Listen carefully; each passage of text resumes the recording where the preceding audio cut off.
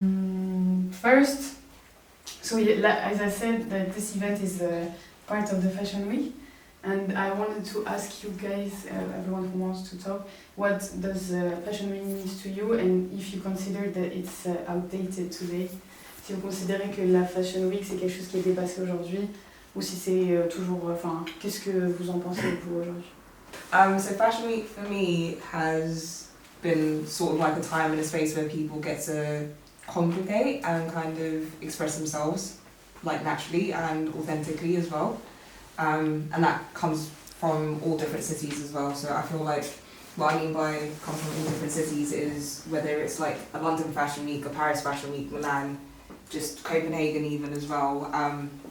That's where you actually get people who share the same sort of community. Do get a space to actually just present themselves and just be themselves and show up and also explore new things, show the rest of the world and like the community like how trend forward they are.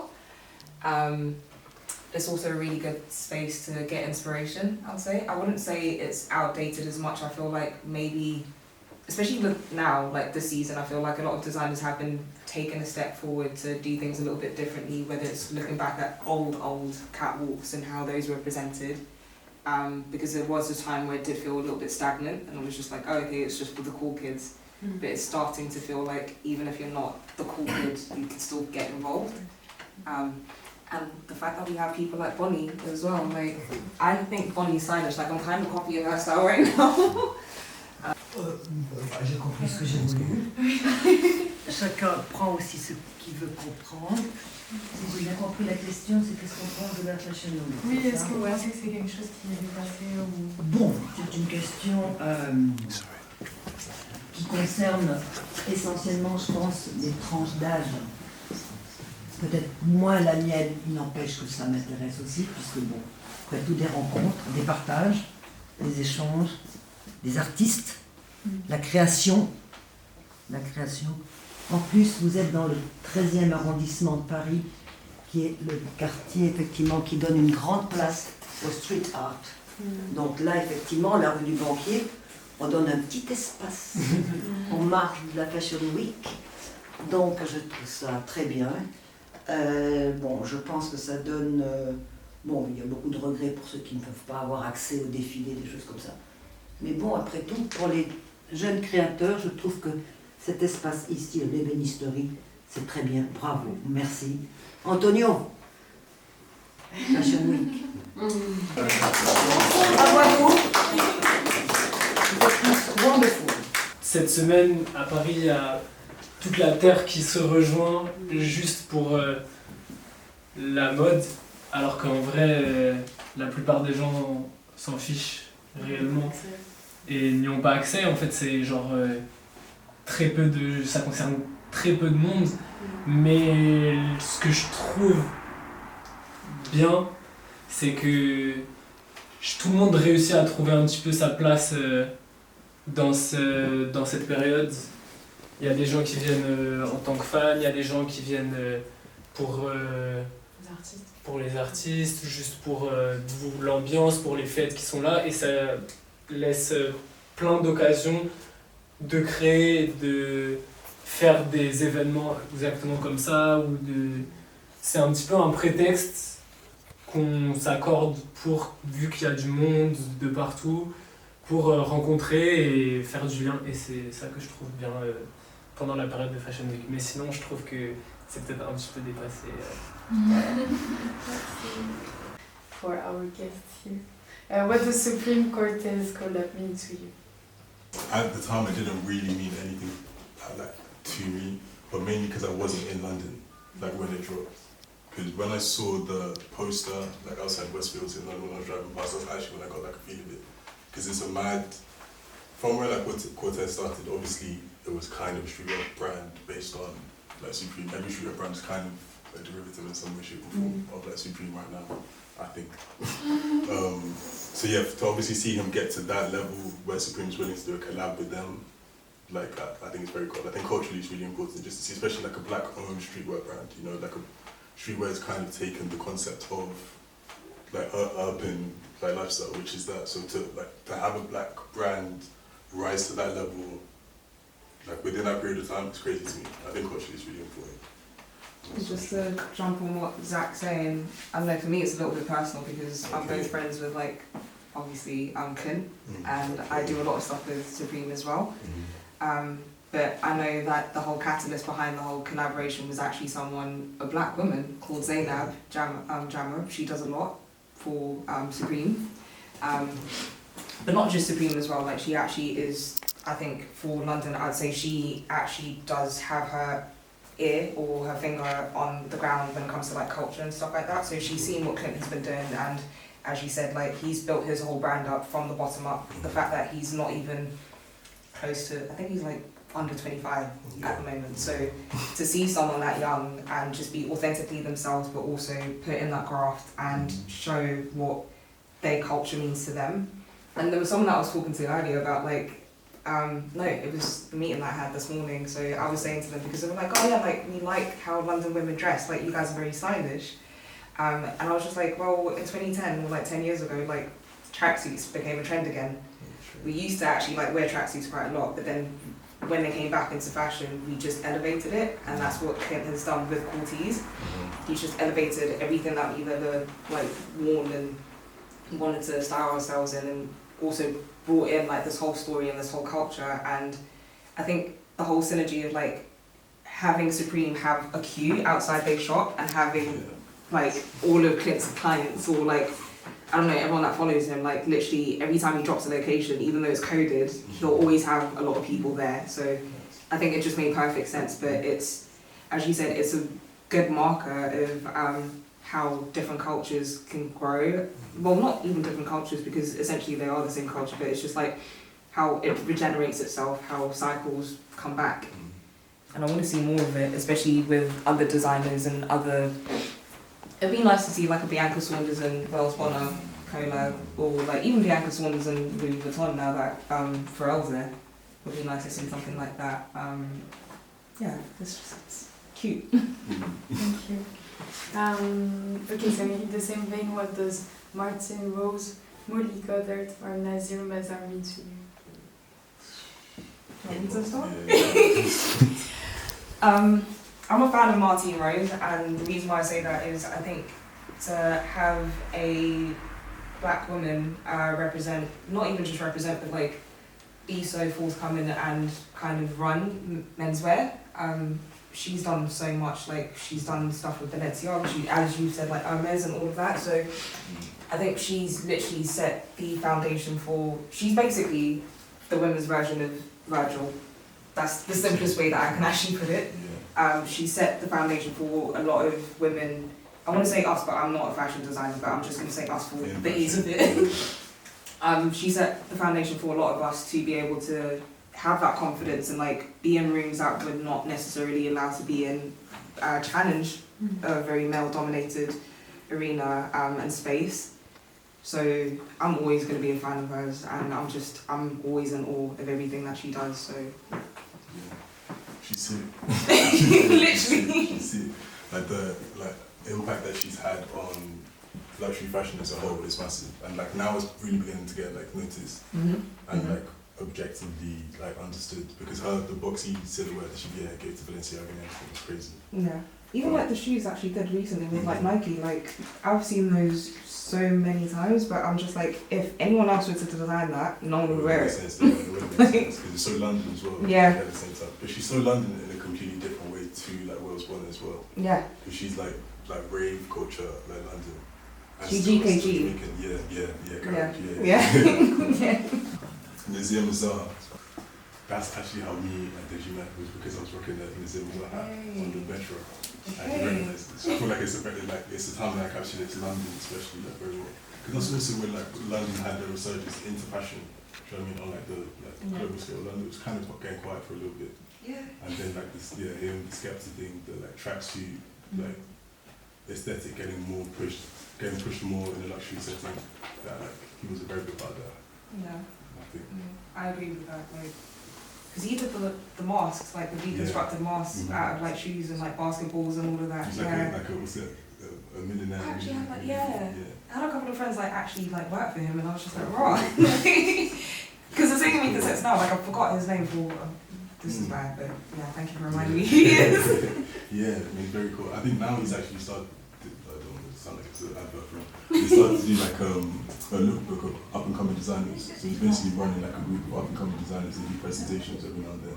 But the project is like very eclectic. Like, because his stuff is, I think now he only focuses on headwear. Okay. So everyone that he works with is like specializing in something, which is cool. Let's bring like the craftsman aspect back into fashion, which I think is cool. Okay, so what was your initial introduction to design? It was probably, I don't know, like design, like fashion was probably like Bape, I can't lie. I remember watching like the Soulja Boy crank that video, like and it was just rocking Bape. And I was like 10 years old, I saw it and I was like, I need like a Bape tee. That was the first time I actually started taking in like brands and stuff. Before then it was just, I feel like when you were young, you just like, whatever your eye gets attracted to first, and it's usually like shapes, colours and everything. But like that Bape tee just spun me. And like when I saw the Bapesters as well, that's probably my first introduction into design. And then getting older, it was probably that whole Nizam Mazar time. Actually, it was like getting into like understanding archive fashion and then understanding the people who were like our current version of that now. So it's like obviously a lot of rap and everything first into like current state. Yeah. What about you? I mean, for me, it's a bit weird because I still feel like I'm not really the most fashionable person. And I say this to my colleagues all the time. I know they're going to disagree. But I don't know, I consider myself like a lazy dresser. Even though I used to be a stylist, so I'd say like maybe being a stylist is what maybe brought me into it and like made me more aware of like different designers and like brands. But I've just been lucky in the sense of like I see something good and I know how to make it work. Even this whole outfit today, I'm like, I look like a grandma, but people will be like, oh no, you look really cool. And I'm like, okay, cool, I feel like a grandma, but great. So again, I think like there are some things where I have to say like maybe it comes naturally to some others, and not to like sound cocky or anything because I'm even getting embarrassed like being like, yeah. I know what I like and I dress how I like, and as long as it's good quality, that's the lever in me. Like we always love good quality products, don't we? As long as I smell good, I think that's the most important thing for me. As long as I smell good, I'm like, yeah, everything else can fall into place. So, yeah,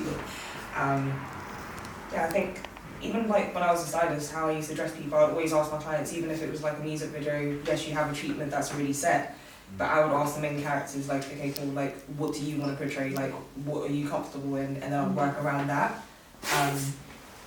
And I remember doing a video shoot with you guys, and that was like probably one of my best ones. I think it was for Cindy Way. I had so much fun with that.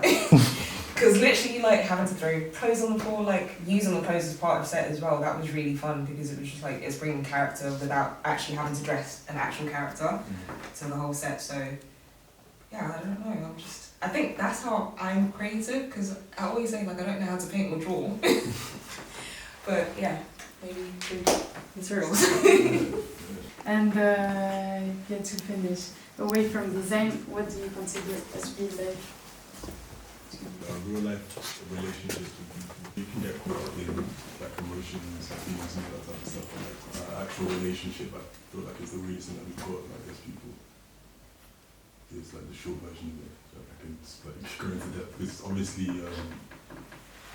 Reality, especially now, like because of how prevalent like online, like news and everything is, it's still you're still having a connection to people, but like face to face, you know what I mean, interaction as well. You know, like being able to actually talk things through with people, and like also hearing yourself like talk things through, like cognitive function is like very important. It's like we were just speaking about that outside, like the importance of reading yourself, like for your brain to get like fully developed. And I think that's kind of why we're all like created within communities. And stuff. That's why communities have existed for so long, because like people kind of ground you, and I'm sure everyone knows like no matter how big you go, no matter like, what happens to you, people in your family and stuff will always like ground you. So I think that's like the role of like people in each other's lives. Yeah. I mean, I agree with that. Definitely people. Anyone who knows me knows that like whenever I meet someone for the first time, I never ask like what do you do. It's always like how are you. Because we all have stresses throughout our day, and it's just like, at the end of the day, like you're human, I'm human, I run off empathy and like I'm very vulnerable and quite sensitive as well. So being able to build that community, as you said, and I think sometimes it has almost become a lost art form in its own right in Western culture, because we don't, being South African, we say like there's no collective culture anymore. So, and I think that also having that collective culture does also inspire like different ways of representing like art or creativity in general, because you learn and you have different influences from different things, and like folk tales. I think our generation is going to be the only generation that don't actually have folk tales to tell to our children anymore, which is a very, very crazy thought process. And knowing like what we've learned from that, and even just knowing that, because we realised like the other day that we actually have the same thing of like, don't put your bag on the floor. There's a reason for that. Like my grandma would say like, your money's going to leave. So just knowing that like, even though I'm from South Africa, my colleague is like from Eastern Europe, like Poland, so the crossover as well. I do have a lot of French friends as well, and like there's a lot of similarities, and it's just, there's a lot when it comes to people, and I feel like it's, even though there's this whole buzzword of like, yeah, community, community, community, I feel like we're living in a generation where we are kind of living in a selfish community. It's like everyone looks at self first, which I get it, because obviously you can't pour from an empty cup, but the way that we're doing it is like, okay, if I'm not getting my accolades, like why am I going to support someone else? And it's like, well, you don't have to think about getting your accolades, because if we all get our accolades, like, cool, we're all doing really, really well. Like, if we all get nurtured or like, I don't know, praise, and sometimes also just knowing your own self-worth and just knowing like, okay, cool, I know that I did something that was really, really cool, I'm gonna advocate for myself, or I'm gonna spread whatever it is that I want to, like, which is something that Clint actually does very well. Clint of Cortez, like, he literally will not take no for an answer, and he will shout his own praises, even if it's like, yeah, I just made a keychain. He's not the first to make a keychain. That's been going on for like ages, but he's like, mine was the best one, because he believes in himself.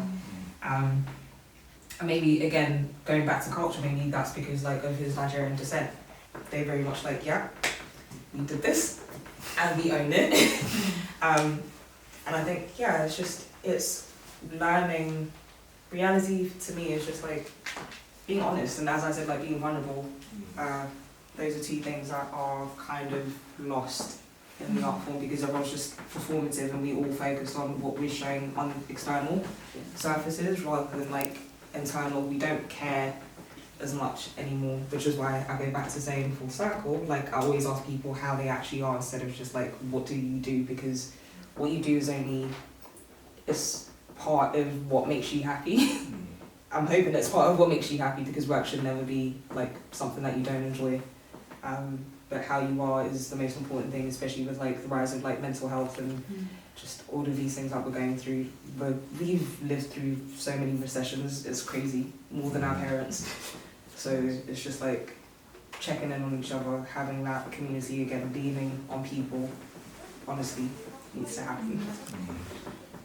Yeah, that's reality to me. It's motivation. Thank you very much. Hello.